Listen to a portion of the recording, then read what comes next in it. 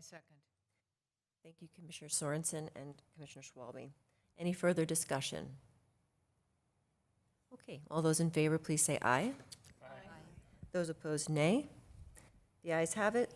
The motion passes, and the agenda for this evening is approved. Are you hearing me on the microphone? I'm not hearing myself. Okay, thank you. Okay. So next this evening is the approval of the consent agenda. The consent agenda consists of 2 items.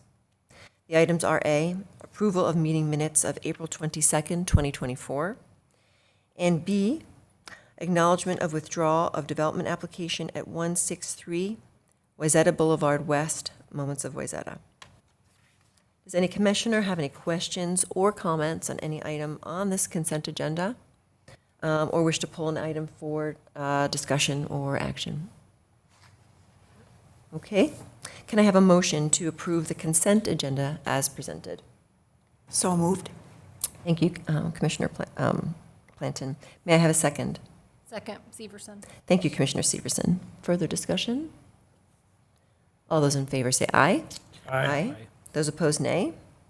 The ayes have it, the motion passes, and the consent agenda is approved. Okay. Next, we'd like to move on to the public hearing items. We have 3 items this evening for public hearing. A, consider zoning text amendments to Chapter 930 Animals to allow for the keeping of chickens on single-family residential properties. B, we have consider zoning text amendments to Chapter 936 on tree preservation.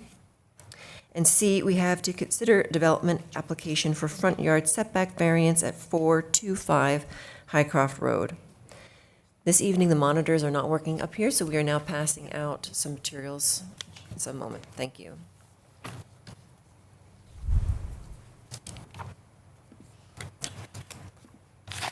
Could I make a motion that the order of those items be adjusted to hear the property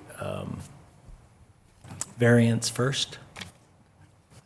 Yeah, that makes sense to me. Director Gellner, are we prepared to change the order of events? We can do that, Chair, if you have a motion, a second, and majority approval. Okay, I don't know if anyone heard that in the process, but Commissioner Elk. I'd like to move that we move item C to item A in the agenda so that we can hear the property variance first. And I second that. Wonderful. Thank you, Commissioner Elk, and second by Commissioner Schwalbe. May I have all those in favor take a further discussion? No. Okay. Then can I take all those in favor, please say aye. Aye. Those opposed, nay. Okay. The ayes have it, and we are going to reorder the agenda as suggested. So, on that note, thank you. All right, Chair, so we'll start with 425 Highcroft Road. This is a front yard setback variance, and I'll turn it over to Planner Corals for the presentation. Thank you. Thank you, Director Gellner. I do not have a copy printed of the presentation for this group, so if you want one, just let us know, and we can get one printed while I present. So tonight's variance, slide 1, is for 425 Highcroft Road. It's a front yard setback variance, and both the owner and the representative, which is Streeter Custom Homes, are here in the audience with us. On the second slide, you'll see that the project is located in the Highcroft neighborhood.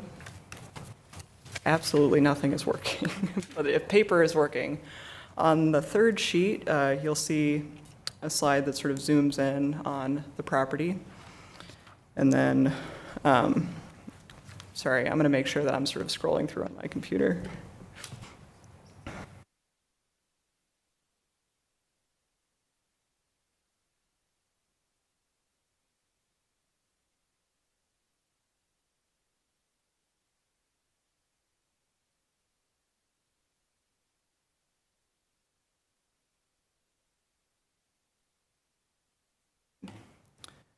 And now they're not. It's okay. If you can click through the presentation, Emily. Anyway, all right. Third slide. Back one. Great. So on the third slide, you'll see an image from Hennepin County property map. I mentioned that because it's a 2022 aerial image. So you'll see the home that's pictured on that lot outlined in blue is actually the previous home. This does matter to the application, so it's nice to have, but if you looked at the satellite image of it today, currently you would not see this house on the lot. To the south is Highcroft Road, and then to the east is Peavy Road. The surrounding neighborhood, zoning and land use on the next sheet, it's pretty homogeneous. It's an R1A zoned parcel and an estate single-family guided parcel, and the surrounding parcels are the same. On the next sheet, you'll see a slide called Original Conditions. The lot's about 1.2 acres, or about 50,000 square feet. The lot does not meet the minimum size for R1A, although it is legally non-conforming. It was platted quite a long time ago. The original home was built in 1960. That original home did not conform to the Peavy Road setback. You can see on the east side there that it's about 30.1 feet. This was actually approved through a variance in 2006. That was their new attached garage at the time. So before, you would not have seen that sort of square at the northeast corner of the property. I will note that for that particular variance approval, one of their findings was that they noted that the curvature of Peavy Road made it a bit difficult once the house was sort of centered in every other way. Since the lot line came in, that was one of the difficulties that they mentioned in their findings. And this home was demolished in 2022. Next slide. For some permitting history, which is the crux of this application, in June of 2023, Streeter was issued a building permit with a side yard setback of 20 feet shown off of Peavy Road instead of a front yard setback. At the time, the location of that building, despite the red line for the setback being depicted incorrectly, did still comply. The front yard setback in R1A is 45 feet, and at that time, the home was set back about 50 feet. So even though the side yard setback was depicted incorrectly at that time, the building permit was still issued and the house was in the correct location. Next. A couple weeks later, also in June of 2023, there was an adjusted plan set submitted to take that home footprint and move it back from Highcroft Road just to improve the conditions. At that point, what that did, because of that that Peavy Road curvature that I mentioned earlier for that original variance finding, you can see that when you move that home back in a straight line, you start running into the issue of the curvature of Peavy Road. So at this point, the front yard setback off of Highcroft had increased considerably, but the front yard setback off of Peavy had decreased considerably to about 41 feet. This was a review that came to staff as an adjusted plan set after permit issuance.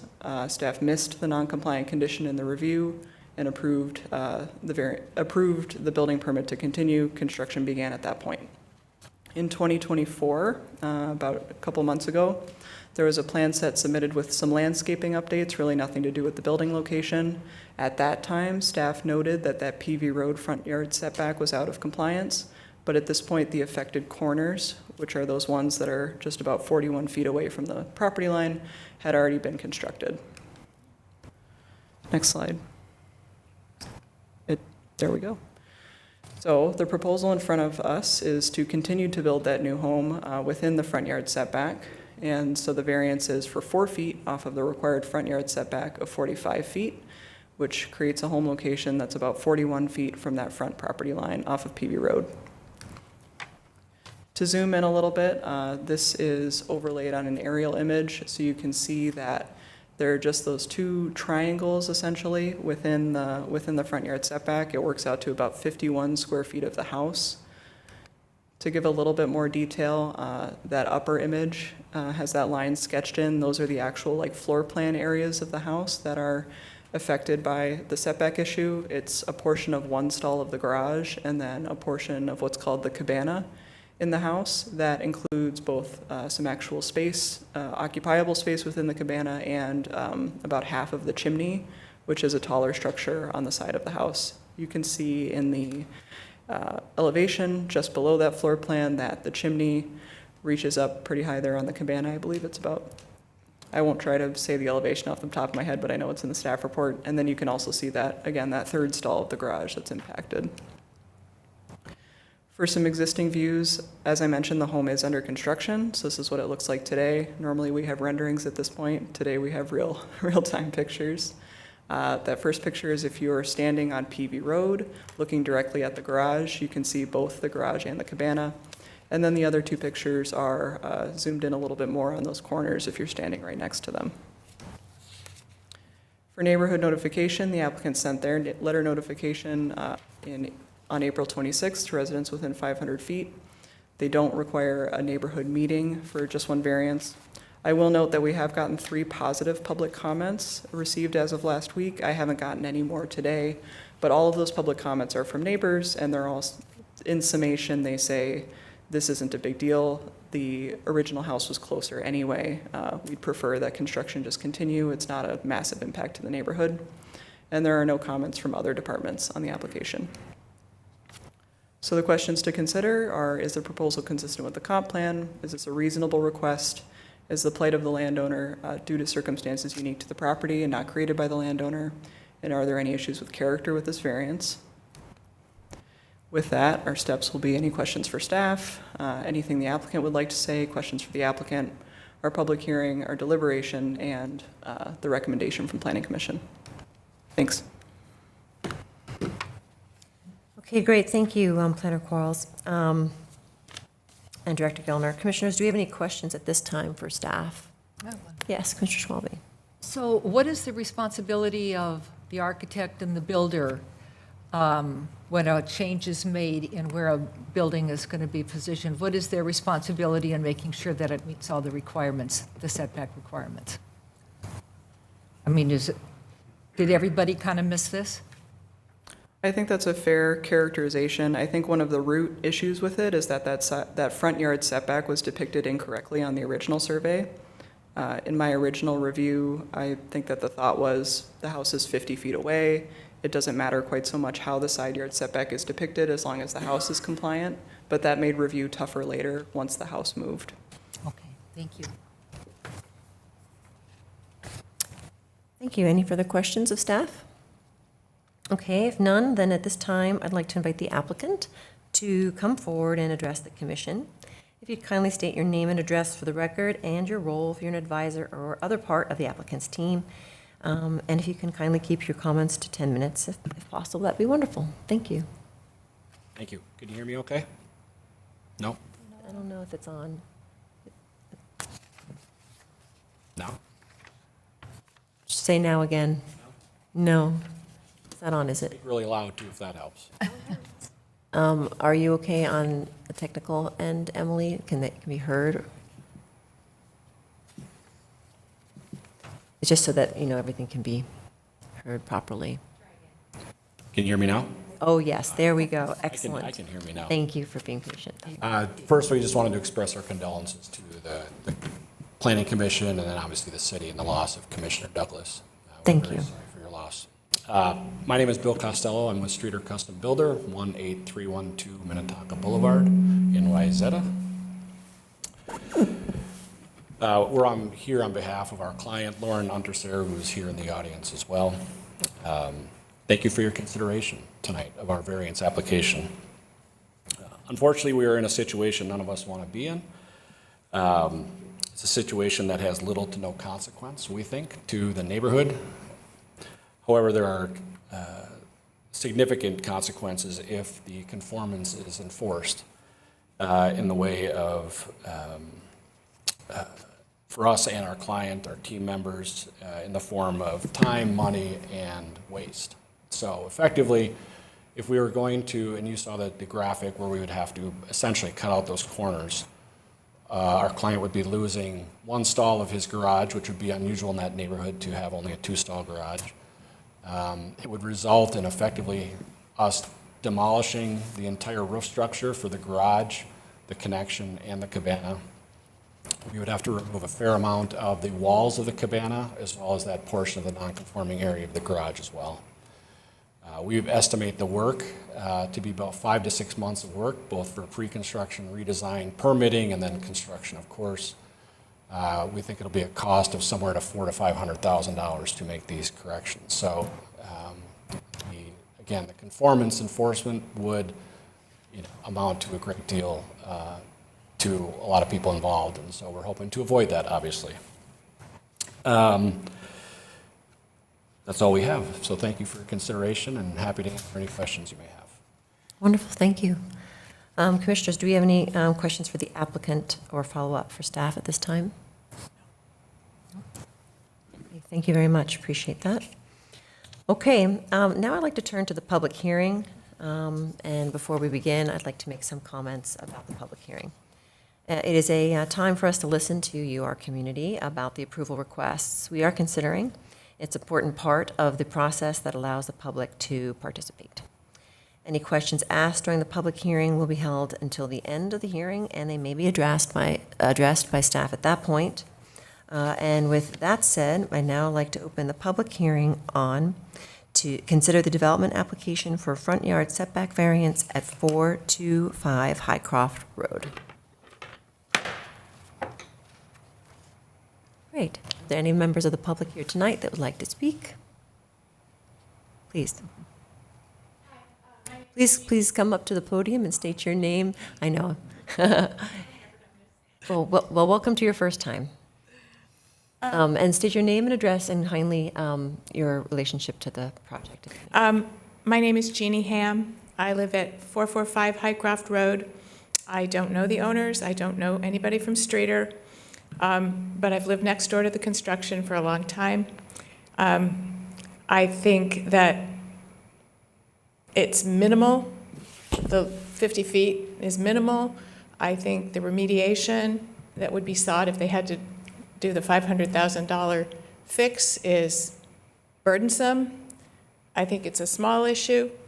As you said, the house that was there before was much closer. Like to see the people get into their house and the project completed. Wonderful. Thank you for your time. Director Gellner, do you have anybody on Zoom who'd like to speak? Chair, we do not. Okay. Seeing that that's everybody, I'd like to close the public meeting and bring the discussion back to the commission. Okay. Commissioners, do we have any further questions or thoughts and discussion?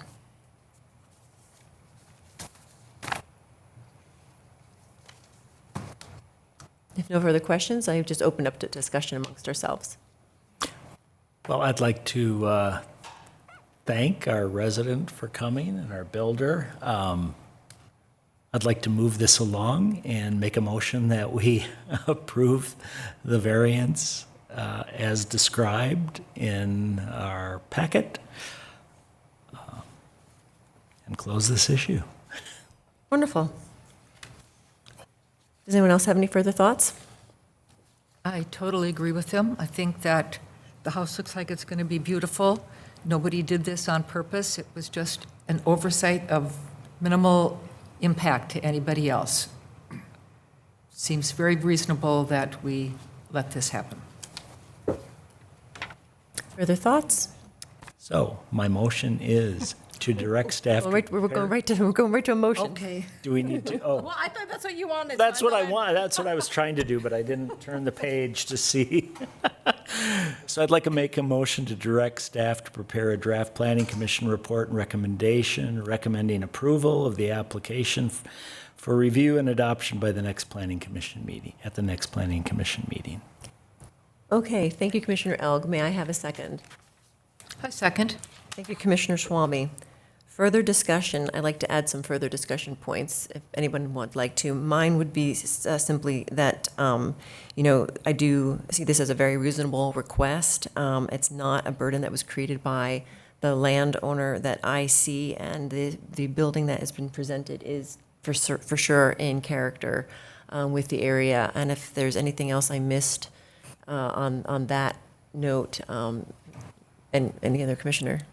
Yes, I agree with Chair Stockton on all of that. And I'm also pleased that the neighbors have also come to speak on their behalf. I think having the participation of the community is what makes, our city unique.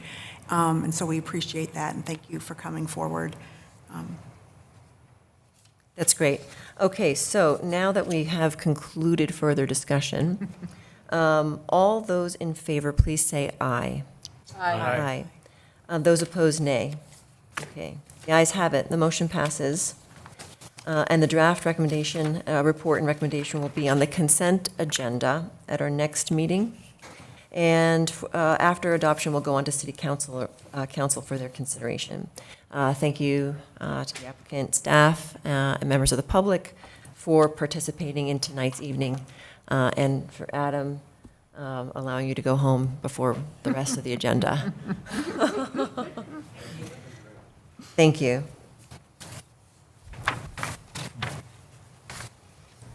Okay. Next, I'd like to move on to the second item, public hearing item tonight, which is to consider zoning text amendments to Chapter 930 Animals to allow for the keeping of chickens on single-family residential properties.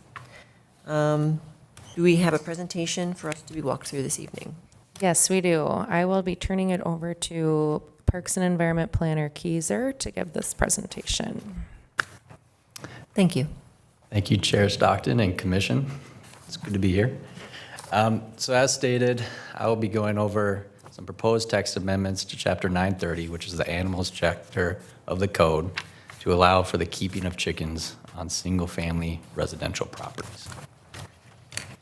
So this is a city code text amendment. It is a part of the zoning code, which is why it's before the Planning Commission here tonight. And in this presentation, I'll go over some brief background of this project, some of the discussions that we had more recently with a couple of groups, and then summarize the proposed text amendments. So start with the background.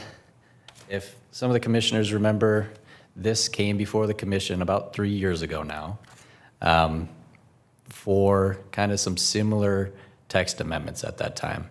It ultimately went to council in a little bit different language than what's proposed here tonight, but at that time, those amendments weren't approved by the city council. And then we went to additional city council workshops to discuss the text amendments. At that time, there didn't seem to be as much of a community push to allow chickens within the city, and there were also other more urgent priorities at the time. So we essentially kind of pushed this project off until now. And just to back up briefly, currently chickens are not allowed within Wayzata without a conditional use permit. And from my knowledge, there's no conditional use permit out there for the keeping of chickens right now for any resident. So ultimately, more interest was raised, became more of a council priority to bring this project back, which is why now we are proposing these amendments here. So next slide here. So the City Council and Energy Environment Committee, sorry, I keep forgetting you guys are on paper. To start with, these are more recent discussions that we had with both of these groups. So at the City Council workshop, we talked with them on March 26th. And really at that workshop, we brought forward a wide variety of options for keeping of chickens, from not allowing chickens within the city to being very restrictive on some of the rules and regulations of allowing chickens and being less restrictive. And from the proposed amendments that I'll go over in a second here, we're really trying to find that balance between some of the feedback that we heard from council and some of the feedback that we heard 3 years ago as well. So at the end of that workshop, council directed staff to prepare these text amendments, really focusing on being as simple as possible while still obviously preserving the community's character. The Energy Environment Committee also reviewed these kind of options that we laid out at their March 19th meeting. And the Energy Environment Committee kind of had a similar sentiment of wanting to keep these restrictions as simple and accessible as possible to all our residents. And really their perspective was that having this option for residents will have benefits in sustainability and for educational purposes as well. So that's the background. So going into the proposed changes here and the proposed text amendments. So again, finding that balance, we would essentially, with these proposed text amendments, allow chickens on any single-family residential property. With that, you would need to submit a permit application. We'd most likely do something online if this went forward, so it's a little bit easier for folks. And as a kind of note, we would add some educational materials along with that permit application as well. There's quite a few good resources out there. We picked one here as kind of an example of the University of Minnesota as a good resource for people raising chickens in kind of more urban setting. The proposed text amendment would be a maximum of 4 hens, no roosters. Moving to the next slide here. The chickens must be contained in a chicken coop or a chicken run. We also added in, based on the council workshop, some additional language where folks or residents can have their chickens be contained in their fenced-in rear yard. And we had some stipulations around that fenced-in rear yard that they can kind of roam it freely if they are fully contained within that rear yard. Chicken coops have a maximum of 50 square feet. The runs having a maximum of 100 square feet. This varies from community to community that allows chickens. So again, we kind of more or less kind of in the middle there for those amounts. For the proposed text amendments, we state that all accessory structure setbacks must be met. So that's specific to each zoning district, and that can vary between each zoning district. Again, trying to keep it as simple as possible. If we have those setbacks already set in the zoning district, we would just follow those. And then the last two are just kind of some general restrictions of that the chicken coop and run must be kept in a healthy and sanitary condition, and that chickens must be only kept for personal use. So I know there were some questions even 3 years ago about enforcement too. If there are any issues with this, we would follow our code enforcement process that we have laid out now, where it'd either be one of the planners or our community service officer going out to the property, or if there's issues, to hear the complaint, work with the property owner, and then we ultimately have the right to revoke the permit if these restrictions are not met. So that was really brief summary of the proposed changes. So ultimately, the recommendation that we have here is that the staff and E&E committee recommend approval of the Planning Commission report and recommendation of approval, which we attach to your packet here for review tonight as well. And if that report and recommendation is approved, it would go to an upcoming city council meeting, currently tentatively scheduled for May 22nd, if it were to be approved. And as another note, we have not received any public comments on these proposed changes. So with that, I'll bring it back to Chair and Commission for any questions. Great, thank you very much for the presentation. Commissioners, do we have any questions for staff? Yes, Commissioner Soren. So I have a number of questions. First of all, I certainly appreciate all the time and effort that's gone into the chicken conversation. I noticed today that the Chili Open is going to have a chicken dinner May 30th. I wonder, is that part of this? I have not heard that. They're just babies. But it does seem like there's been considerable discussion and maybe not even overly large amount of consensus on this issue. And I guess I'm looking for the reaction to that comment. I mean, I'm maybe listening between the lines and the words, not being present, but it seems like we've churned on this a bit. Yeah, Commissioner Sorensen, that's a good note. And especially if you think about that we brought it forward 3 years ago and couldn't come to a consensus. And that's why we went to the council workshop to have that discussion again, if this is something we should be bringing up again. And really their focus was being as simple as possible.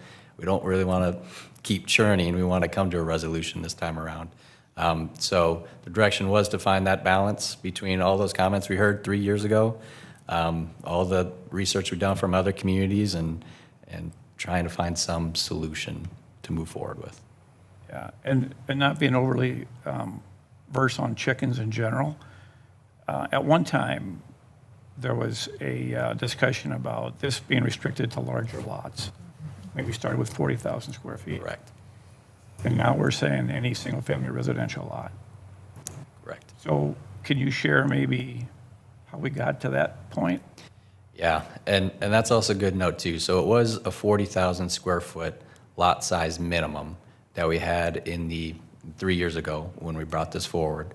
And that was through discussion with the planning commission where we kind of got to that number.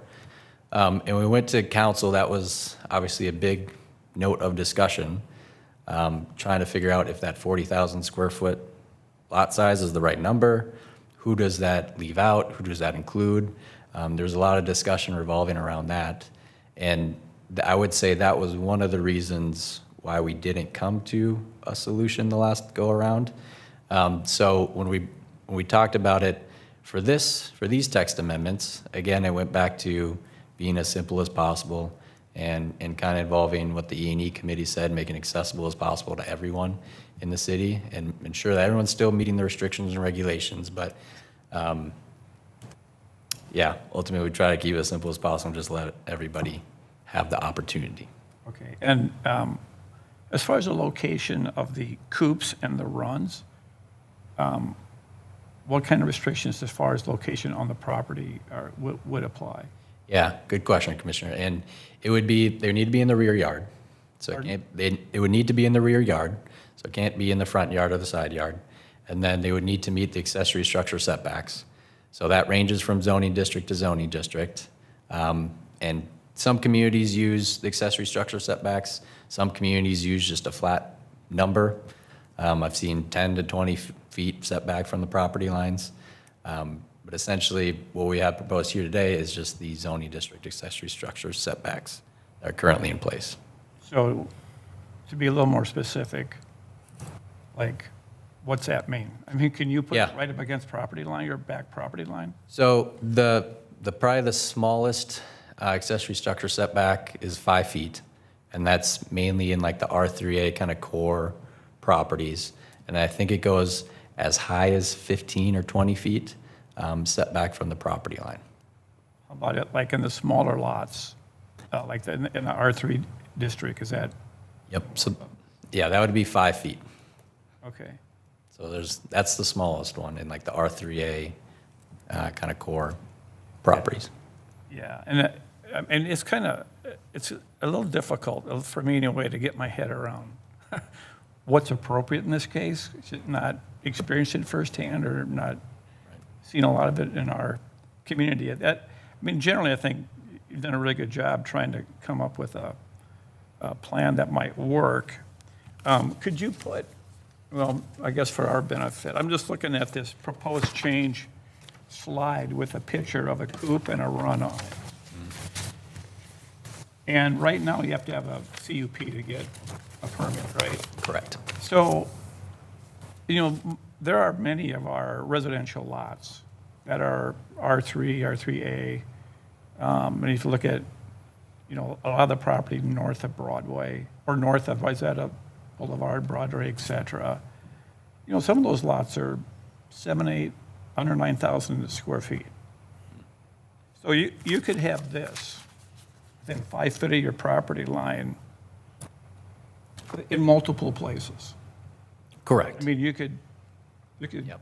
not that it's going to happen, but you could have a lot of this, right? Yeah, I well, guess yeah. that's my only question and concern is, what would the neighbors think? I'm not over familiar with the noise issue and, kind of the visual impact it may have. My sense, though, is that this is a good idea. I'm just not sure it's a good idea in smaller lots. So I'll let others comment. Sure. Is there a chicken per square mile maximum? That's what we're getting at. Well, I don't know. If I'm reading, they're only allowed one coop on a property, right? 150 square feet. So Correct, it's not a question of multiple coops with multiple. It's a limit of 4 per coop and 1 coop per property. Yeah, I'm sorry, I meant multiple coops. You could have, Neighbors. you could have, each house could have a coop. So Oh, sure. So there could be, That was my intent on the comment. I get it. Okay, I thought you were suggesting they'd have multiple on one property. Well, I would like to clarify that. So is there a limit in how many coops per property and how many accessory units you can have on your property? So you could have a shed, a detached garage, and just one coop or two coops? That's a good question, Commissioner, and we would only allow one chicken coop and chicken run, Okay, maximum of 4 hens. Now, it's interesting how our code lays out the number of accessory structures on there. Essentially, anything under 200 square feet doesn't require a building permit, and that's kind of where that code language kicks in of the number of accessory structures you can have on the site. But it might be something that maybe we clarify in the code in this section that only one coop, one run per property. But with this, since it doesn't require a building permit, it wouldn't trigger that part of the code. okay. I have a question. Yes, Commissioner Schwalbe. So how many people have expressed interest in having a chicken coop in their yard so far, of the 5,000 or so residents of Wayzata? Yeah, Commissioner Schwalbe, I would say it's a few. Though when we did some more community engagement in the last go-around, that was one of the questions that came up. And so we did a little bit more community engagement, and from that poll, we got a good number of people expressing interest in keeping chickens. I wouldn't say they would necessarily do it, but currently I'd say there's probably just a few folks, few residents, few inquiries that we've gotten. For And no one yet has applied for a PUD to do one. CUP, correct. Yeah, PUD. I'm just so surprised that this keeps coming up because I don't know a single person who wants a chicken coop. And I would have to agree with Commissioner Sorensen that I think making it open to every single house, no matter the size of the lot, would be a mistake. I mean, I could see how it would be possible for it to catch on, and I can also see how it could be possible when you put lots of people together in small spaces and lots of animals together in small spaces. They don't always all get along. And I would really like to see having some sort of a minimum lot size on this. And I still don't understand why it's so important, because I don't know where there's a single chicken coop in town. Or, Well, It's not, May I it's not comment? allowed yet. it's not allowed. That's why there well, aren't any. oh, I see. So, but what about the PUD? I thought you could, Well, I mean, who wants to go through that process to I don't get a know, few how chickens? complicated is that process? It's complicated, and you have to spend money. You have to spend money to do a PUD? Yeah, I think we're still in the question and answer period, right? Yeah. Before we're getting into discussion. I can't answer that question. Yeah, let's answer that I'd like question and Chair. then Okay. continue to ask questions. Okay. So, I do have one question. okay. Yep, so I could answer the CUP question. Please, and thank you, then I'll Director move to you, Geller. Chair. The conditional use permit, it costs hundreds, usually thousands of dollars to go through that process. Takes about 3 to 6 months to get through the process, depending on what other items we have. A conditional use permit is a pretty intense process. I would say I would recommend that is not the proper fit for this type of use. Conditional use permit is usually about the primary use of the property, typically. It's about whether, it's a specific commercial use would be the most common use here. So I would not match a conditional use permit to the impact that the chickens would have. That'd be my professional recommendation. So just to clarify, currently, there is we cannot have chickens in Wayzata unless we went through a lengthy and costly process unfamiliar to us as residents, essentially. Yeah, that's correct. It would not be something our typical resident would often just immediately understand how to do. They would need quite a bit of just coaching through that process, and they'd probably incur thousands of dollars in the process, most likely, given what we know about other applicants. Okay. And so now, you had a second question. Well, I have a question, but I'm going to preempt it with many comments. Well, I think we really just want to stick to questions now. And the Okay, comments are later. how did they arrive at 4 chickens limit? 50 square foot structure and a 100 square foot run. Did somebody say that's the ideal living space for 4 chickens, or how did we arrive at that limit? Yeah, Commissioner, so first with the number of hens, really that was looking at what other communities have currently, and that really ranges. 4, it was kind of the lowest number that I saw. 8 was probably the highest number. So I tended down to the more conservative option of doing 4 hens. And so that was, again, going back to the balance thing of trying to find what number fits Wayzata. And for the chicken coop and run, now there's some, in some of the resources that we read was they have minimum sizes. That's kind of the most important thing for the chicken run and coops.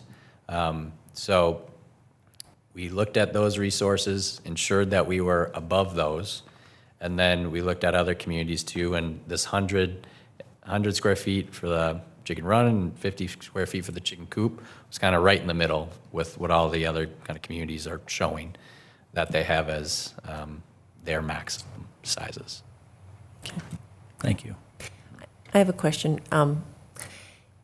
Other than not following the specific parameters set out by the chicken coop requirements themselves, are there any reasons, or what other reasons are there for denying a permit that, such as, already 10 coops within 500 square feet or something like that? Is there any kind of relative parameters that have been set, or are there other conditions to which the permit could be denied?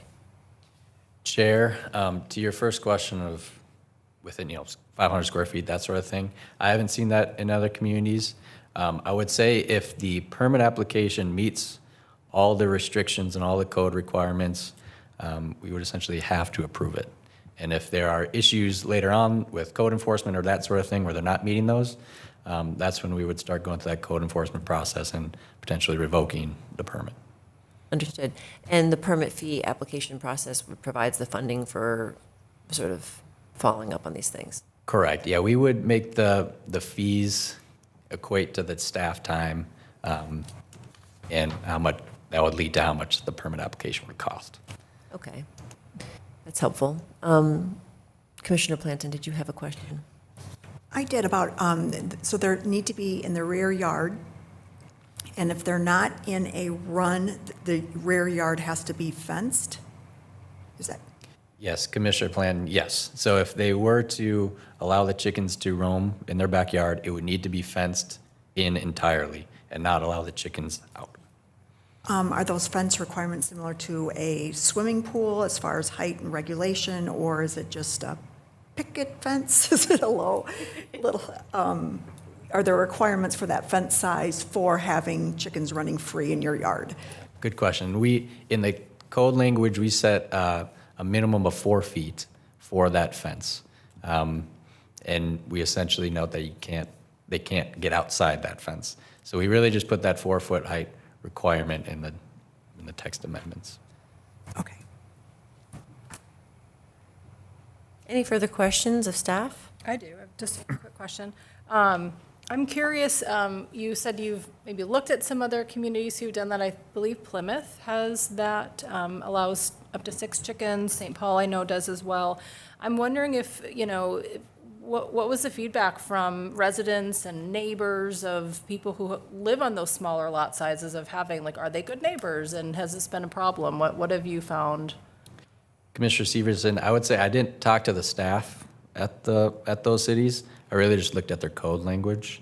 But that would be a good note to see if I can touch base with some of the staff members to get a little bit more insight potentially on that. And according to a quick Google search, chickens can fly about 10 feet tall. So maybe a 4-foot fence might not be tall enough to keep them in. And Chair, I would note that if we had a complaint received of that, we would address it at that time.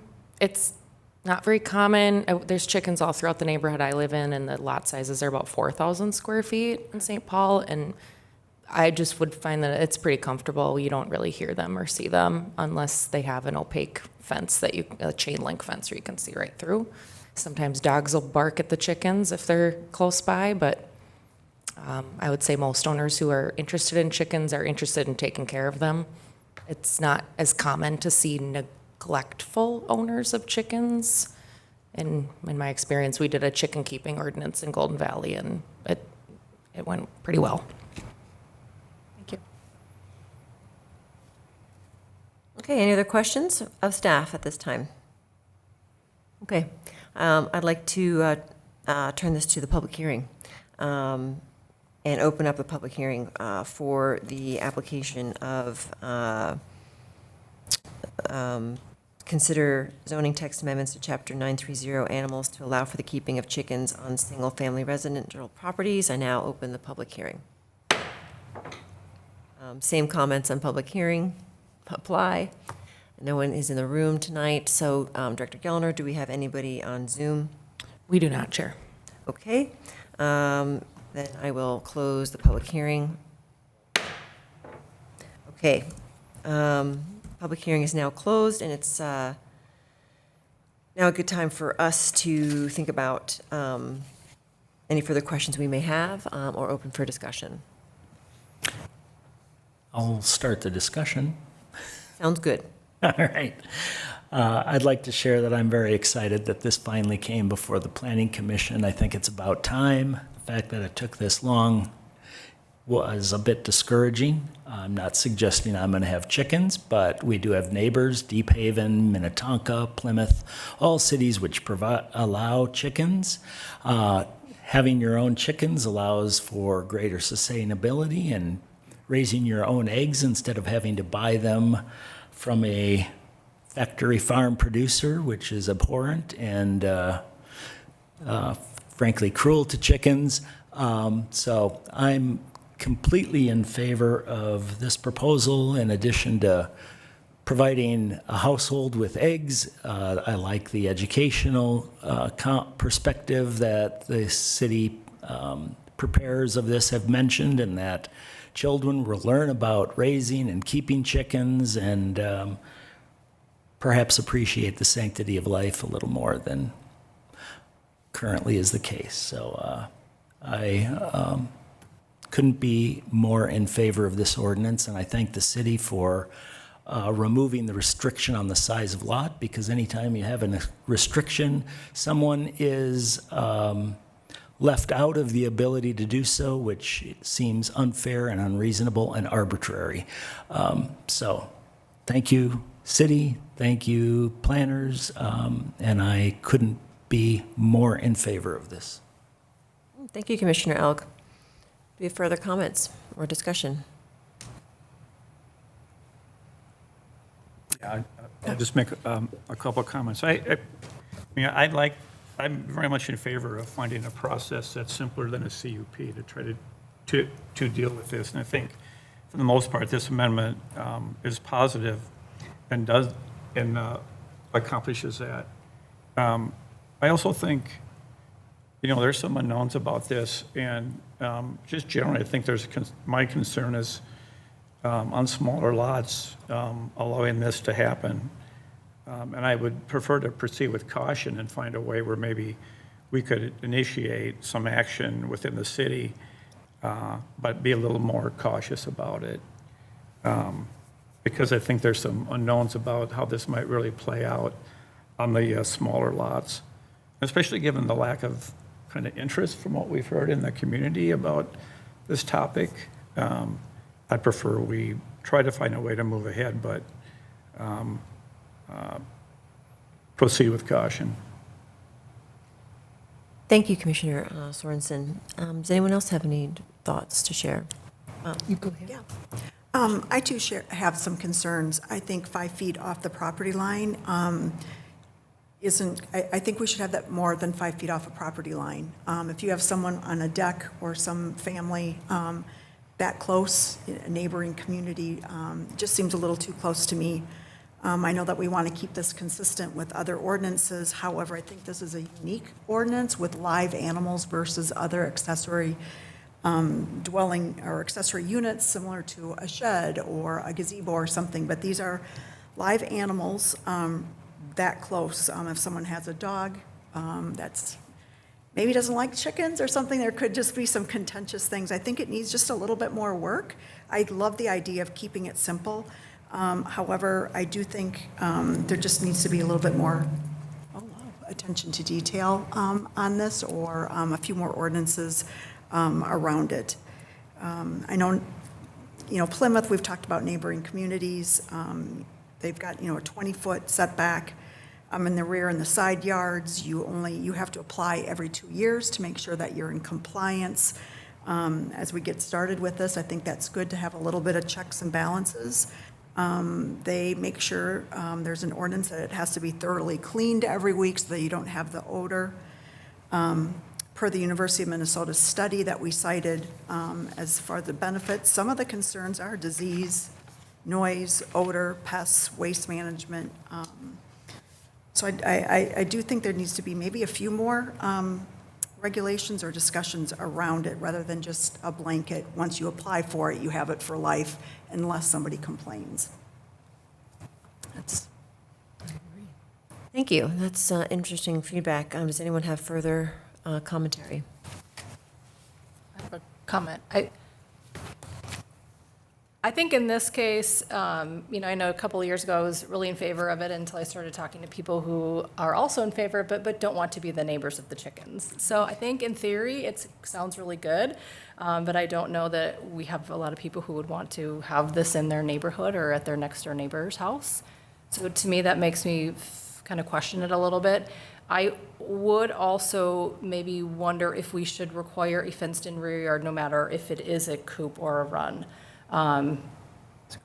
Because, there's other animals that could come in, and it may be attracting other, foxes and other things that we might not want in our neighbors. So I'm wondering if that's something that we would want to add to that.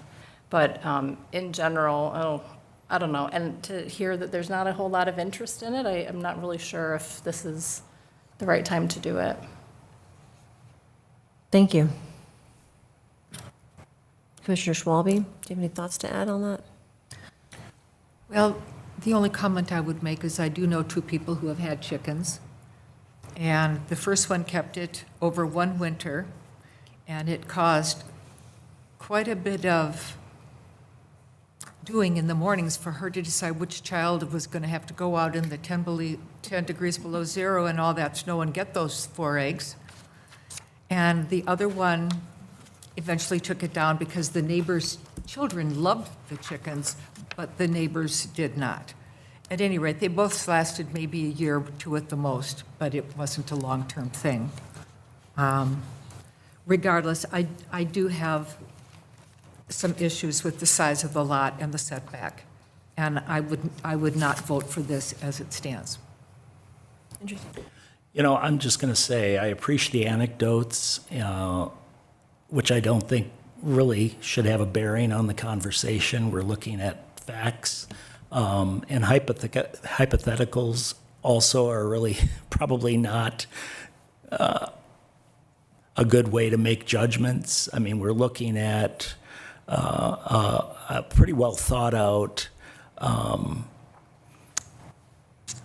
change in language here, and I guess I wish we could stick to facts instead of anecdotes and hypotheticals. Well, I have some thoughts, and I've listened to what everyone said, and the first thought is we don't have anything of this kind right now. So we're going from one extreme to another pretty quickly, where we do it everywhere. And I'm not necessarily opposed to that. I actually am one of the people who would kind of like to, my kids are going to college, so maybe chickens will will give me the headache that I need replaced. Just kidding, my kids are wonderful. No, but I don't necessarily see it as a bad thing. However, what I feel like I'm hearing is this may be of interest, certainly to certain people. There's going to be subjectivity about the type of noise or implications that that may be the outcome of this. But what we're not seeing is maybe how enough thought into the remedial circumstances that may be presented. Because if we're going to go from extreme to having nothing in place and then having it everywhere, I think to get people comfortable with that, the way to do so is either doing something that is a restriction of some type with regards to the lots that can have it, which seems unfair in that respect, as we've heard, or spending additional time on thinking of, well, what are the actions upon which a permit would be denied that are outside of meeting, certain conditions, or how would that process work? Or is it better to have it reapplied twice, maybe for the first 5 years that the program's in place, to allow time for the community to adapt to it, right? Because just because this has been on the table for a long time and not resolved within the hands of leadership doesn't mean necessarily that the community is then expected to absorb it all in one foul swoop. No pun intended. However, we do need to start somewhere, and a lot of thought has gone into it. So, if we don't start somewhere, we'll just be looking at this the same way again. So I'm actually in favor of some compromise in wording that allows the council or allows us to look at this at the next level, but asks for or advises the need for maybe how things would be handled in the extreme that suddenly there's a lot of chickens and it smells and the dogs are going crazy, kind of a thing. Because right now we don't have any appreciation for that potential outcome. And it's often not a great thing to have a problem and then try to dial it back, but to be a little bit proactive about what those circumstances could possibly be. So I would be in favor of looking to move it forward, because I do think that I do think there is a bit of subjectivity as to whether or not it's liked or disliked, and I think that the comfort level will increase when we have a better understanding of what qualifies as dislike or disturbance in the community. Maybe that is a more review process versus just a singular granting. I don't know, maybe we have ideas about that at a council level. I think from a planning commission level, however, we could give that feedback. I don't know, that's my thought for now. Who can elaborate on that or chime in, please do.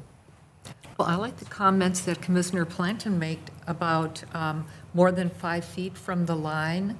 Did you mention larger size lots? I did. Could you review those items you said, because they were very good? I just thought my comments were having it be more than 5 feet off the property line. I would just be concerned if a deck was at 5 feet or someone's gazebo 5 feet from the other property line, you're only 10 feet apart. And it may be a problem or it may not. I just think we have the opportunity that maybe we have that setback be 10 feet in every case. But I think there's some options or discussion. I too like the idea if somebody would like to have one. I think that's wonderful. I just think we need to maybe I don't know if we can move it forward and have continued conversation with council. I'd look to staff for that recommendation. Yeah, Chair, I'll turn over to the city attorney. I think that you can amend what is in the packet tonight, the recommended motion and the draft approval report and recommendation, but please elaborate. Yeah, Chair and Commissioners, I think what the Chair suggested in her comments, I think is a fine move procedurally for the Commission, which is to say, move this forward with your recommendation, but ask that Council consider the following 4 modifications, or even recommend that these 4 modifications, or whatever they may be, are worked into the ordinance. If there's general consensus that we want to allow chickens in Wayzata in some ways, and this is pretty close, but the setback should be 10, the lot sizes should be whatever, or shouldn't be in R3A. The permits should be only 2 years, perhaps. I heard that from Commissioner Planton. So there's more, staff is checking in more regularly. People need to do that. It's not just when there's an emergency or a big problem. And I think the other thing was fenced-in rear yard that you mentioned too. I don't know the practicality of that, but so to get back to the procedure though, you could adopt the draft report and recommendation with the following 4 changes, or 5, if there's consensus around those. Or there can be the consensus of denial and have it come back. I mean, after. Well, this will go on to council either way. Regardless. Chair and Commissioners, right, with your recommendations. Okay. So if this is fatally flawed, chickens are a bad idea for Wayzata, and the adverse effects, outweigh things. You look at the criteria that's in the staff report about how you look at a zoning ordinance amendment, you feel, oh, adverse effects here, this is not consistent with our comp plan. You don't have that draft report and recommendation in front of you. We could make those findings tonight.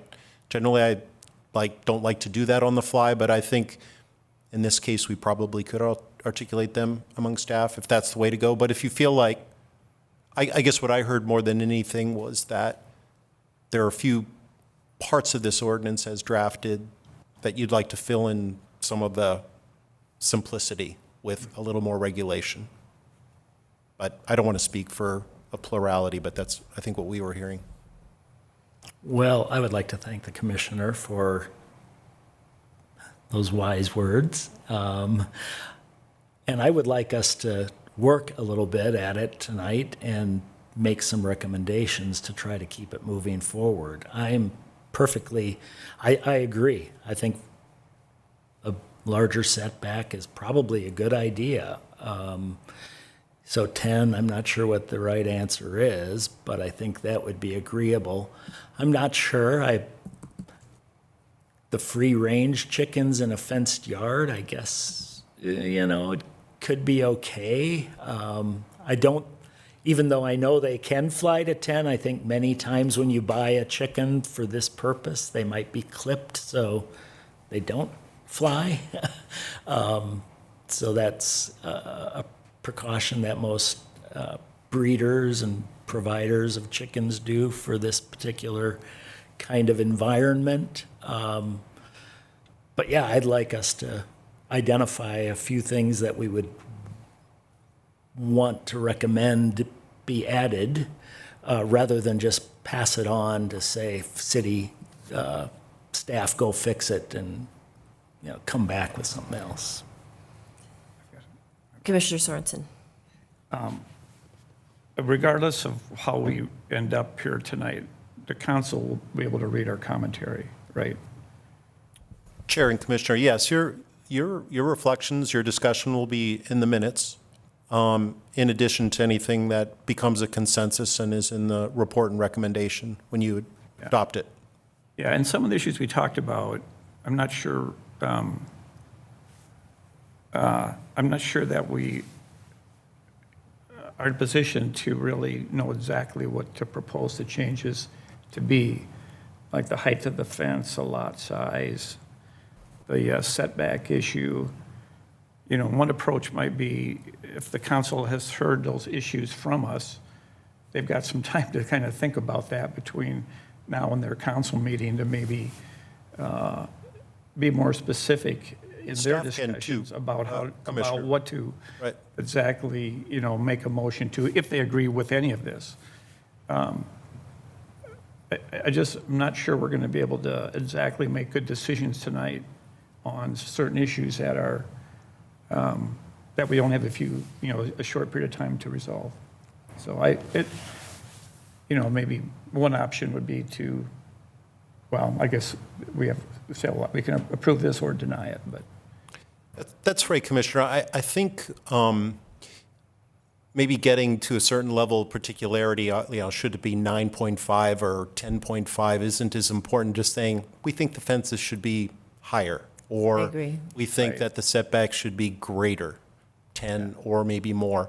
And staff can take, Nick spent a lot of time, our parks planner has spent a lot of time looking at other cities' ordinances, and council's heard some of that feedback. So I think staff will even be able to recommend something along that line based on your feedback.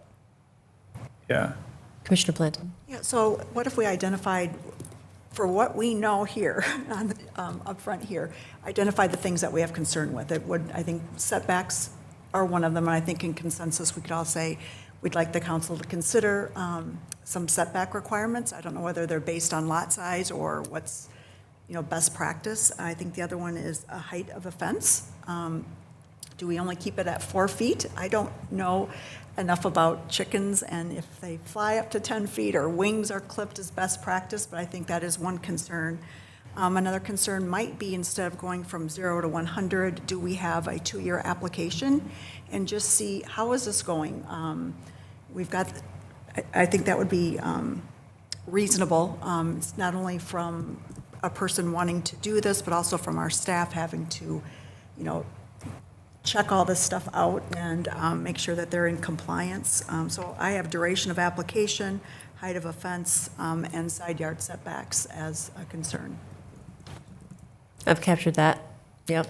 Yeah, just point of clarification, Commissioner Plant, the duration of a permit? Yes. Is that what you meant? Yeah. Uh-huh. Yeah. Okay. Duration or repeat application, right? Yeah. A permit would need to be renewed Yeah. at 2 years Yeah, or at some making sure periodic. that the homeowner's compliant, there aren't any existing complaints on record. Right. And Yeah, I mean, it could even be, 2-year and then revisit it after 2 years, and then it's okay going. Yeah. Just because, again, we were talking about going from nothing to something. So this is a comfort level that may be appropriate for our community. Commissioner Sorensen? But yeah, I'm not sure if you mentioned lot size, but if you did not, I would add that to our list Okay.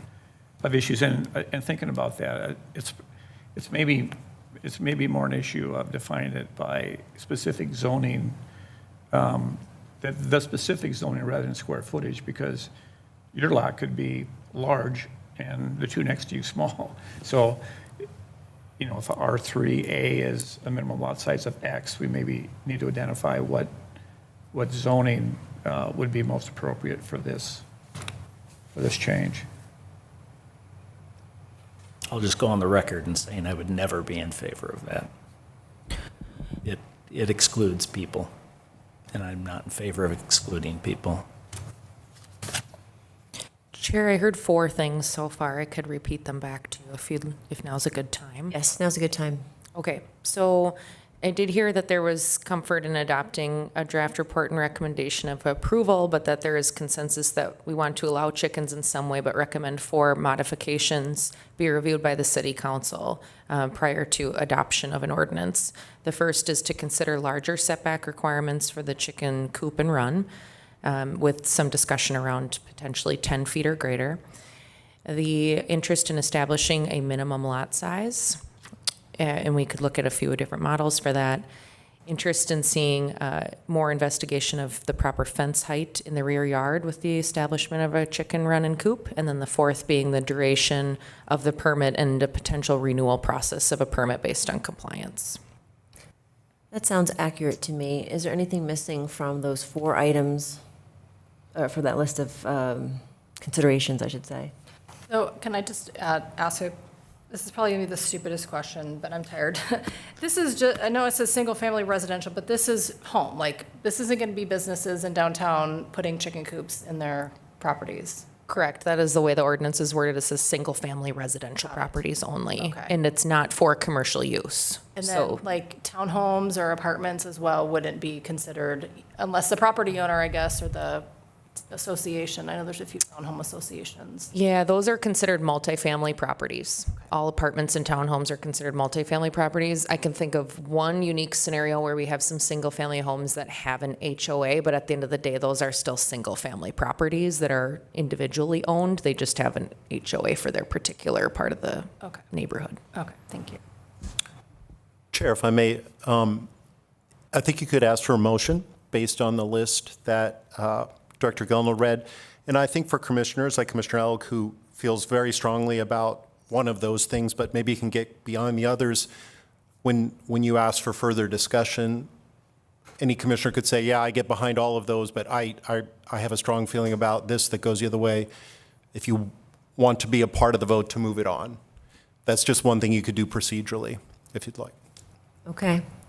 Well, I think we are ready to make a motion, but in an effort to word it properly, can a commissioner make a motion, but then Emily just summarize the 4 points again, or is it? Chair, you could ask Director Gellner to read the requested action and then ask for a commissioner to make that motion. Okay, let's do that. Director Gellner, would you kindly have read things? Yes, so I believe the proposed motion will be that after considering the items outlined in the report and holding the public hearing on the application and discussing the requests in this application, the Planning Commission would like to make a motion of approval of the draft Planning Commission report and recommendation of approval with the following 4 conditions. The first, that the council consider a larger setback requirement. Second, that the council consider a minimum lot size standard. Third, that the council consider a larger fence height or fence height considerations in general. And that fourth, there's a consideration of the duration and potential renewal of a permit based on compliance. Is there a commissioner willing to make that motion as stated? So can you say so moved? So yeah, yes. So moved. So moved. Okay, thank you, Commissioner Planton. May I have a second? Second. Okay, thank you, Commissioner Schwalbe. Further discussion? Well, I am not in favor of the limiting the size of the property, making any stipulation that omits one property over another from should this pass having chickens. So I would prefer to see the other three and eliminate the fourth on property size. I would not support the motion as is. I came hoping to support the existing motion because I think our staff has looked at other cities and has done a good job of preparing this simple ordinance. I'm not aware of other cities having a lot of complaints about chickens. Deep Haven is a city probably even smaller than ours and has had chickens allowed for a very long time, and I'm not aware of chaos with chickens. So I think we're micromanaging and yeah. No, I'm stating my opinions strongly. It's okay, that's good further discussion. I reluctantly add that if, in lieu of micromanaging, if instead of eliminating a section, maybe capping a section to a chicken quantity for the small lots, like 200 chickens or something in a particular zone, if it's just density of chickens that we're concerned about, I'm not sure what the concern is, but yeah. Otherwise, I'm fine with all items stated. So all those in favor, please say aye. Aye. All those opposed, nay. Nay. I think I counted 4 ayes. I heard 4 ayes and 2 nays. I can do a roll call if that does not sound accurate. I think the nays. Chair, I think your nays were Commissioner Sorensen and Commissioner Elg. Is that correct? Did anyone else? Okay, then I think we have it for the Okay, record. perfect. That motion passes. Okay, the ayes have it, the motion passes, and the draft recommendation report will be on the consent agenda at our next meeting. And after adoption, we'll go on to City Council for their consideration. Madam Chair, actually, this will, That's, yeah. no problem. Yep, this goes straight to council. This Yeah, sorry, I'm sorry. This goes straight to council. Thank you, everybody, for the input and detail and thought that has gone into this particular amendment. Okay. Okay, we have the last item on our public hearing, and that is to consider the development application for front yard setback variance. Consider zoning text amendments to Chapter 936 on tree preservation. Great. Do we have a presentation on this evening? Thank you. Yes, good evening, Chair Stockton and Commissioners. Thank you for having me here tonight. My name is Bennett Myron. I'm the City Forester here in Wayzata. And the past year and a half or so, I have worked very closely with this chapter, which is 936, tree preservation. And tonight, we are requesting your recommendation for approval of these zoning text amendments, which are shown in their entirety in the packet. In the presentation here, I'll touch on what I see as kind of the 6 themes of the amendments. But if you would like to explore some of those finer details, I would be happy to touch on those too.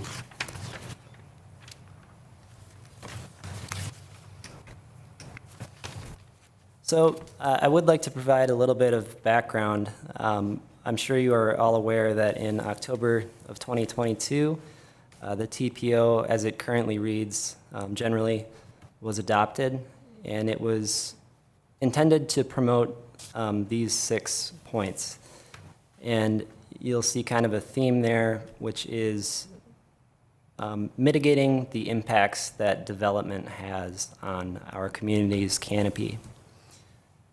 So although we've only had this language for about 18 months, I suppose, you're aware of the amount of development interests and development activity in this town. So in a relatively short time, we've had a lot of experience with seeing how this language applies, how effective is it, how does it really function across different projects and different property types.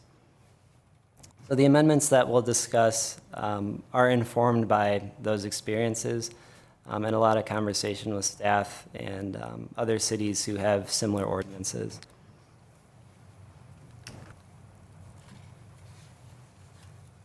So since about a year and a half ago, there's been some, what I see as notable impacts to the canopy that are directly related to the TPO. Here are a few of them. So 108 removal plans have been permitted. Now this can be anything from a single dead tree in a backyard to a large development project where there are quite a few tree impacts and everything in between. So depending on those different situations, there are various processes and different formulas that apply. But through all those experiences, there are a lot of conversations between staff and applicants or homeowners or landscape architects, whoever's involved with making these decisions, where we are trying to navigate the requirements of the TPO.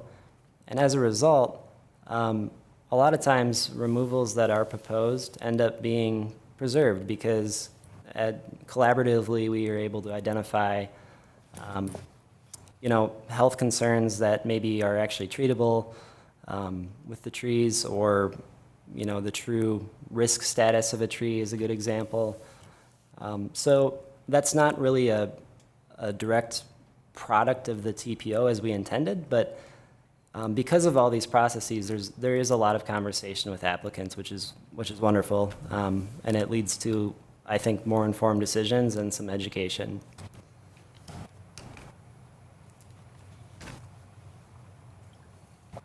So a big part of this ordinance is regulating the removal of trees. And that can look, it depends on the nature of the removal. It depends on species, it depends on size, it depends on condition, the type of the project that we're dealing with. But ultimately, we look at the inches being removed, and by that I mean the trunk diameter inches of the trees proposed for removal. We take that number, apply the appropriate formulas, and we come up with the inches that are required for replacement. And that also is expressed in diameter inches of those trunks of the new trees. So through these required replacement processes, so far 4,929 inches have been planted on private property that have experienced some tree removal impact. That translates to about 2,500 trees.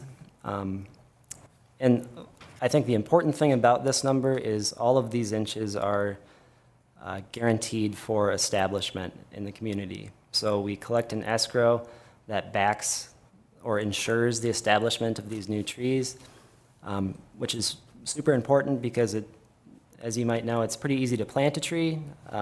It's not quite as easy to get it comfortable in its new home and get it to a place where it kind of becomes a contributing member of the tree population. Also, with the replacement, we do have a diversity requirement,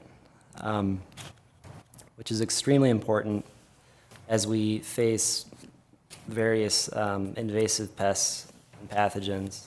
We learned, or we should have learned from Dutch elm disease, that if a species is overrepresented in your forest, and something comes in that has an appetite for that species, you're going to have a lot of problems.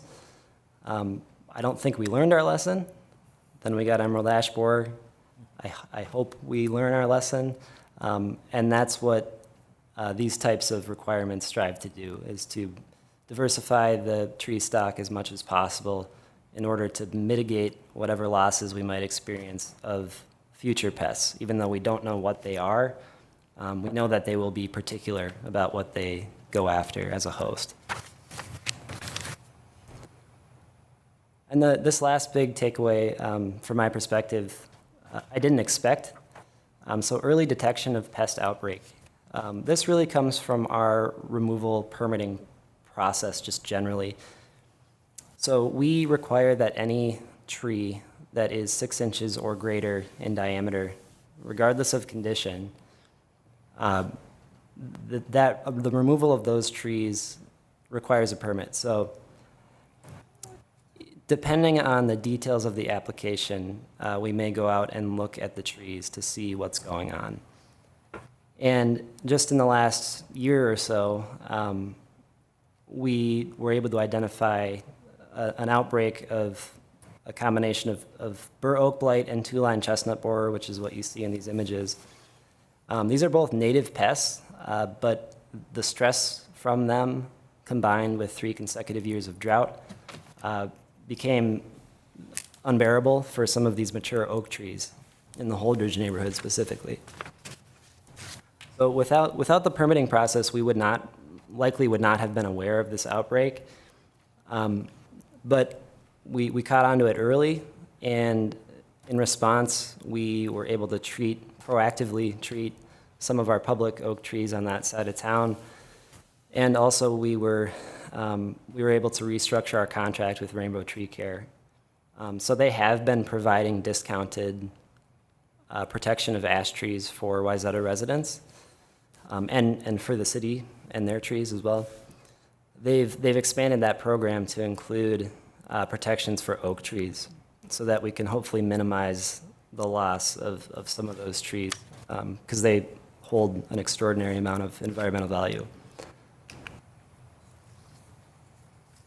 So on April 9th, City Council had a workshop dedicated to tree discussion, mostly about the TPO.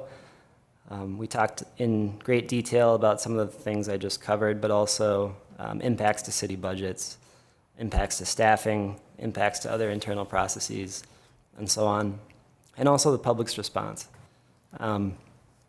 which is difficult for me to gauge, I suppose. I talk with people every day about this text, and the residents, I would say, are generally supportive. The developers, it's a mixed bag. It started out really hard, as you might imagine, mostly because of the requirements, the added requirements that need to be considered in the planning process, but also the cost of mitigation. So sometimes the developer is on the hook for the escrow, which is ensuring the replacement of the trees that they're proposing for removal. And that can get quite expensive, depending on the trees, depending on the project, of course.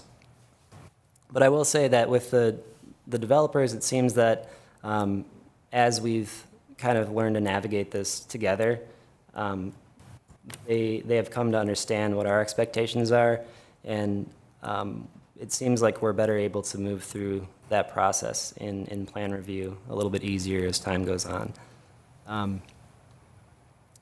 And in the workshop, we discussed a number of improvements that we think could be made to the tree preservation ordinance, which are expressed in these amendments.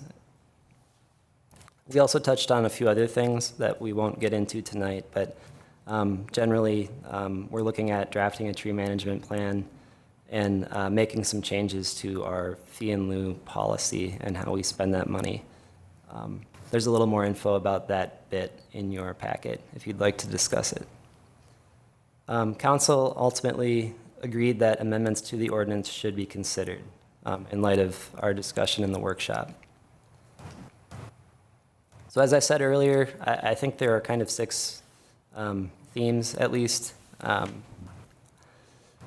So these are our text amendment objectives, and you can find the specific language in the edited version of the TPO that we've included. So number one would be to standardize the city's interpretation of tree hazards. This is important for a few reasons, but the most common issue that I see is, well, currently there is no definition of a hazard tree in our TPO. But we do, if a tree is inventoried as hazardous by a development team and they submit that inventory, hazardous trees, the TPO states, do not have a replacement requirement. So a hazardous tree can mean different things to different people. So the goal here is to provide an objective definition of what that means using an industry standard process for assessing tree risk. Number two would be to codify the use of tree mitigation agreements. This is essentially a contract between the applicant and the city, which states the nature of the payment, the relevant language in the code that might apply to this transaction, the schedule for release, if it is a refundable escrow, and the requirements for each of those releases. And then, of course, acknowledgement from both parties and signing off and dating and all that. This is something that our senior accountant recommended we start doing, which we have, but it would be good to have it placed appropriately in the ordinance.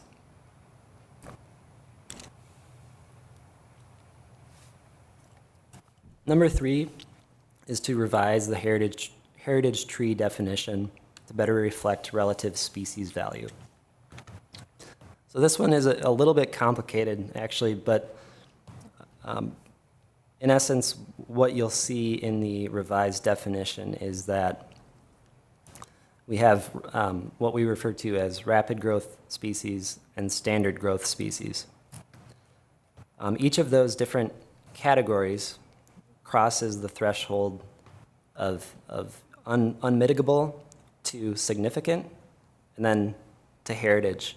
And each of those camps is viewed differently when you are trying to determine what sort of replacement requirement there might be for a proposal, or what preservation methods are needed. But what's proposed in this definition, you'll see, is basically the rapid growth species, which are things like cottonwood, willow, silver maple. Those will become significant at 12 inches, as they currently do, but they would not become heritage at any point. And there are two reasons for this. One is just the natural condition of these types of rapid growth species at that size is compromised almost always. There is a structural issue with the tree. The tree is in decline. The tree is retrenching. It's actually shrinking beyond maturity. So a lot of times they're actively producing deadwood. These are not trees that, frankly, they're not trees that should be in somebody's front yard, for instance. They certainly have their place, but oftentimes it's not anywhere near the developments that we are reviewing. So that's part of the equation, but also I look at it as a kind of collective environmental value that we are striving to protect. So you could have two, for instance, a silver maple and an oak, same diameter. They both provide a ton of value to the environment, which is what we're trying to protect in this ordinance. But the huge difference is that a silver maple of that size, you could expect to live another 5 years or another maybe 40 years. An oak of that size, you would expect to live, if it's in good condition, another 100, 200, maybe 300 years. So the collective long-term environmental value of those trees is much different. So I think they should be protected and accordingly.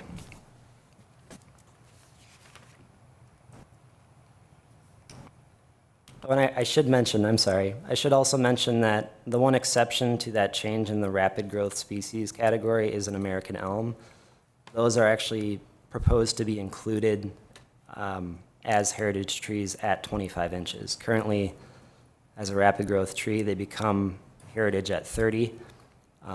So rather than removing them, we're actually increasing protection on American elm. And the reason for that is if an American elm reaches that size, it means it is probably naturally resistant to Dutch elm disease, making it extremely valuable. So we want to protect those as best we can.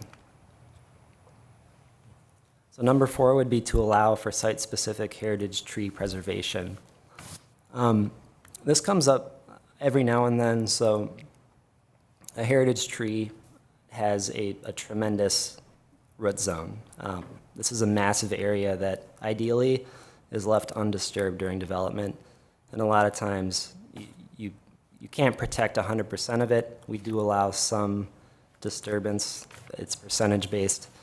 But there are a lot of specialized techniques that are science-based and industry standard at this point that are kind of alternatives to just protecting the area and leaving it undisturbed. And the way I see it, if we were to allow, this is a case-by-case thing. I think it's usually a pretty expensive endeavor, but I think if somebody is willing to seek out the input of an expert to help with their plans and assume those costs of protecting a tree like that, I think we should encourage it, even though it's outside of our normal standards for tree protection. Number 5 is to require best planting practices for mandatory tree replacement. So on the front end of a project, we look at their tree replacement plan or their landscape plan, which specifies how many trees, what does the diversity look like, how many inches are they planting, so on and so forth. But we don't currently require anything about best practices with planting, which is really, really important, that trees are planted correctly for long-term viability. And the final point here that I've included is to set a due date for required tree replacement. So right now, as I said, we collect an escrow based on the amount of required replacement. And that escrow is released at installation. It's a percentage, it's a gradual release, but it begins at installation, pending inspection. Another release at year 1, then year 2, then year 3, when we feel that they are properly established. But if they don't ever, we don't have a great sense of direction in our code right now. It doesn't happen very often, but things change in any big project. Things can happen, change in ownership, change in the nature of the property for whatever reason. So we haven't had a real big issue with this yet, but we just don't want to get there. We would like some direction on what to do with the escrow if things fell apart. And what we've proposed in this amendment is to, after 24 months, post-project completion, we would retain that as a fee in lieu of planting, which is something that we normally collect if there is a deficit in the tree replacement on site. So it would be just kind of converted into a fund that we then spend on tree preservation and planting efforts throughout the city.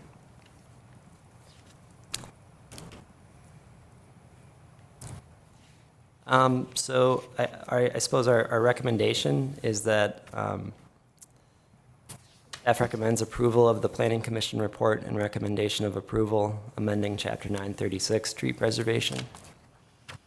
And the next steps, if approved, the Planning Commission report and recommendation of approval will be reviewed by the City Council on May 21st of this year. And I would be happy to provide any clarity or answer any questions you might have. Thank you very much. Commissioners, do we have any questions for staff based on this presentation tonight?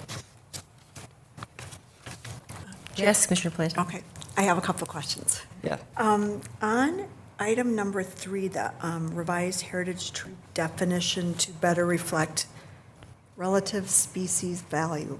And a little bit how it ties in, I guess, to point number 4. I know there's a lot of neighborhoods that are kind of defined, and when you brought up silver maples, I was like, are kind of defined by those silver maples sweeping, on the boulevards and everything. Little bit of concern that you're saying that those would not be included to be replaced. Yeah, Commissioner, so they would still be protected. Okay, So with a significant tree, the replacement requirement is 1 inch for 1 inch. right. So, for example, a big silver maple, if it's 30 inches, they would have to replace 30 inches of new trees. So that could be 15 2-inch trees. It could be, so on and so forth, as long as those inches add up. With the heritage trees, it's actually 2 to 1. So if a tree is classified as a heritage tree, 2 inches of replacement are required for each 1 inch. And the thought behind that is the amount of environmental value that's lost. And that's where I see the distinction between rapid growth and standard growth is, while the value is tremendous in the moment, its overall contribution is a fraction of these other species. Yeah, I was just hoping we'd keep some of them consistent in the neighborhood, so it wasn't just all of a sudden a neighborhood pops up with all new tree species. And absolutely. it does change, the look and feel of some of these established neighborhoods. Sure. And then on item number 6, I just wanted to understand that a little bit better. Setting due dates for required tree placement. And I found it kind of fascinating, maybe I'm interpreting it wrong, but are you recommending that the replacements would be staggered on a property to best suit the species and the site? Or- Let's see. You mentioned due dates per year. Some of these might be staggered, I had written down. So the goal here, and I don't have a computer in front of me, but I in the report you should be able to see. So 936.11b. Let me look at the exact language here that we've proposed. Oh, well, I don't. 11B. Go ahead. Is it there? E? Yeah, we don't really have a page number. So For what page? 52. okay, 52. We don't. 936.11b, as it currently reads, is if the property owner does not implement the approved tree preservation plan or site plan, including the tree replacement plan, in accordance with the city council or city forester approval, the city may use the financial guarantee to correct or complete the work. And what's being added in the amendment would be that same language, and then beginning 24 months after project completion. If the work's correction or completion is not feasible at that time, the city may retain the financial security as a fee in lieu of planting. Got it. Okay, it's going to be in here if you want to look at it. Yeah, thank you. Thank you. Okay, thank you. Do we have any further questions? Mr. Schwalbe? Well, I think our city forester has done a very thorough job. Explained it very well, thank you. Thank you. I guess that's all I really have to say. I thought it was a very thorough presentation, and you're really onto our trees here. Thank you, Commissioner. Any other further questions? Okay, great. Thank you very much. Now I'd like to turn to the public hearing and open the public hearing for the application of consider zoning text amendments to Chapter 936 on tree preservation. Seeing that there's no one in the room this evening, Commissioner Gellner, would you let me know if there is anybody on Zoom? Chair, there is not anyone on Zoom to comment. Okay, seeing that there's nobody in the public who wishes to speak, I'm going to close the public hearing. Okay, the hearing is closed. And now I'd like to bring this back to the commission for discussion. Thank you. Does anyone have any thoughts? I'll go. Sure. I think you did a really nice job, and I think you did a great job incorporating some of the things that we've learned over the last, almost 2 years. Well, I guess it was 2 years since we started talking about it. And I think these are all really reasonable changes to the amendment, so no concerns from my end. Thank you. Anyone else have some thoughts? Yes? Well, I think, I would agree. I think you've done a really nice job with this. I think these text amendments are reasonable. They make the criteria more objective and enforceable. And overall, it's consistent with the tree preservation ordinance. So we'll be supporting this amendment. Further discussion or comments? I would concur with what has been said. And seeing as there is, looks like 3 of us who feel are in support, if there's no one who has any other commentary, maybe we are in a position to make a motion. Would anyone like to make a motion this evening? Sure. I'll make a motion that we adopt the Planning Commission report and recommendation of approval of zoning ordinance amendments to Chapter 936, tree preservation. Thank you, Commissioner Elk. May I have a second? Second, Planton. Thank you, Commissioner Planton. Any further discussion? No? Okay. And all those in favors, please say aye. Aye. Those opposed, nay. Didn't mean it. There are no nays. For clarification, the ayes have it. The motion passes, and this will move on to council on the date. I can't remember what it was, but the council will review it next. Thank you, Commission. Yes, thank you. And I can clarify that would be May 21st would be the council meeting for review. Perfect. Okay, thank you very much to staff for the very thorough presentation. We appreciate all the detail and thought that's gone into that. At this time, I can ask Dr. Gellner if they're to discuss any other items for this evening. Yes, I just wanted to mention our next meeting is on Monday, May 20th. We will have one public hearing that evening for 565 Ferndale Road West. The application materials, not the staff report, but the application materials itself with the site plans are available on the city website under 565 Ferndale. So you can start your review, start to take a look at that. We'll release the staff report in the agenda packet on the Thursday prior to the meeting. So that would be May 16th. And that is our next meeting. And I think we anticipate having one agenda item on our June 3rd Planning Commission meeting. And then just let me know if you have any meetings that you need to miss. Then I'll track attendance that way. Wonderful, thank you. And thank you to everybody for participation in tonight's meeting. I think we can move on to adjournment. Can I just say something? course. I think Commissioner Douglas's absence was very missed. And Indeed. yeah. Missed. So that's all I Yeah. can say, but Yeah, thank you. I'll just note that I will be sending you more information on her, on whatever services are provided for her in the near future here. Thank you, that would be greatly appreciated. Thank you. May I have a motion to adjourn? So moved. Thank you, Commissioner Planton. May I have a second? Second. Thank you, Commissioner Sorensen. Any further discussion? All those in favor say aye. Aye. Those opposed, nay. The ayes have it, the motion passes, and the Monday, May 6, 2024 meeting of the Wayzata Planning Commission is adjourned.